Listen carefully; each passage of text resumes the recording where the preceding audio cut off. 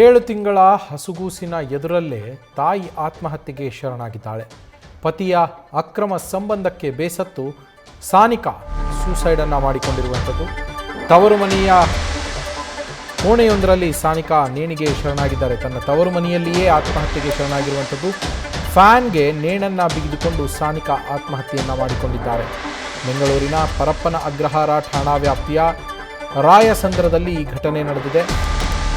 Lover ಜೊತೆ ಮಾತನಾಡಿದಂತಹ ವಿಡಿಯೋವೊಂದನ್ನು ಆಕೆಯ ಪತಿಯೇ, ಸಾನಿಕಾಳ ಪತಿಯೇ ಸಾನಿಕಾಗೆ ಕಳಿಸಿದ್ರಂತೆ. Audio clip ಕೇಳಿ ಆತ್ಮಹತ್ಯೆಗೆ ಶರಣಾಗಿದ್ದಾರೆ ಸಾನಿಕಾ. ಪತಿ ಶರಣ್ಗೆ ವಿಡಿಯೋ ಕಾಲನ್ನು ಮಾಡಿ ಸೂಸೈಡ್ ಮಾಡಿಕೊಂಡಿದ್ದಾರೆ.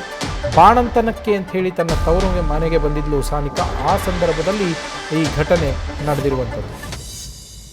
ನಮ್ಮ ಪ್ರತಿನಿಧಿ ಶಿವಕುಮಾರ್ ಫೋನ್ ಸಂಪರ್ಕದಲ್ಲಿದ್ದಾರೆ. ಶಿವಕುಮಾರ್, ಹಸುಗೂಸಿನ ಎದುರಲ್ಲಿ ನೇಣು ಬಿಗಿದುಕೊಂಡು ಆತ್ಮಹತ್ಯೆಗೆ ಶರಣಾಗಿದ್ದಾಳೆ. ಆ ಸಂದರ್ಭದಲ್ಲಿ ಗಂಡನಿಗೂ ವಿಡಿಯೋ ಕಾಲ್ ಮಾಡಿದ್ರಂತೆ. ಗಂಡ ಇದ್ರ ಬಗ್ಗೆ ಯಾರಿಗೂ ಮಾಹಿತಿಯನ್ನೇ ಕೊಡ್ಲಿಲ್ವಾ ಮನೆಯಲ್ಲಿರೋರಿಗೆ?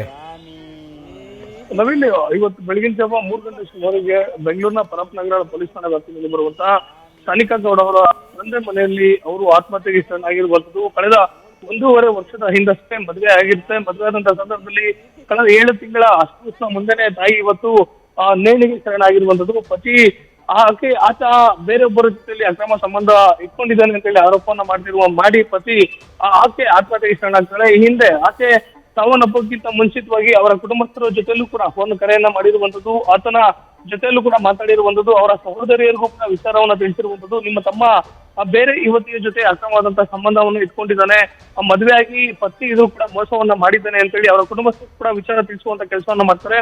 ಕುಟುಂಬಸ್ಥರು ಕೂಡ ಮೃತಪಟ್ಟಿರುವಂತಹ ಸಾನಿಕಾ ಅವರನ್ನ ಮನವೊಲಿಸುವಂತ ಕೆಲಸವನ್ನ ಮಾಡ್ತಾರೆ. ನಿಮ್ದೇ ಮದುವೆ ಆದ್ಮೇಲೆ ನಿಮ್ದೇ ಕುಟುಂಬ ಆಗುತ್ತೆ, ನಿಮ್ಗೂ ಕೂಡ ಮಗು ಇದೆ, ಯಾವುದೇ ಆತುರದ ನಿರ್ಧಾರ ತಗೊಳ್ಬೇಡಿ ಅಂತ ಹೇಳಿ ಹೊಸ ಸಾನಿಕಾ ಗೌಡ ಅವರನ್ನ ಕನ್ವಿನ್ಸ್ ಮಾಡುವಂತ ಕೆಲಸವನ್ನು ಕೂಡ ಮಾಡ್ತಾರೆ. ಆದ್ರೆ ಫೋನ್ ಕಾಲ್ ನಲ್ಲಿ ಪತಿ ಶರಣ್ ಗೌಡ ಪತ್ನಿಗೆ ಧಮಕಿಯನ್ನ ಹಾಕಿರುವಂತದ್ದು. ಹೌದು, ನಾನು ಮಾಡ್ತೀನಿ, ಏನ್ ಮಾಡ್ತೀನಿ ಮಾಡ್ಕೊ ಅಂತ ಹೇಳಿ ಆತ ಕೂಡ ಆ ಪತ್ನಿಗೆ ಆವಾಸನ ಹಾಕ್ತಾನೆ.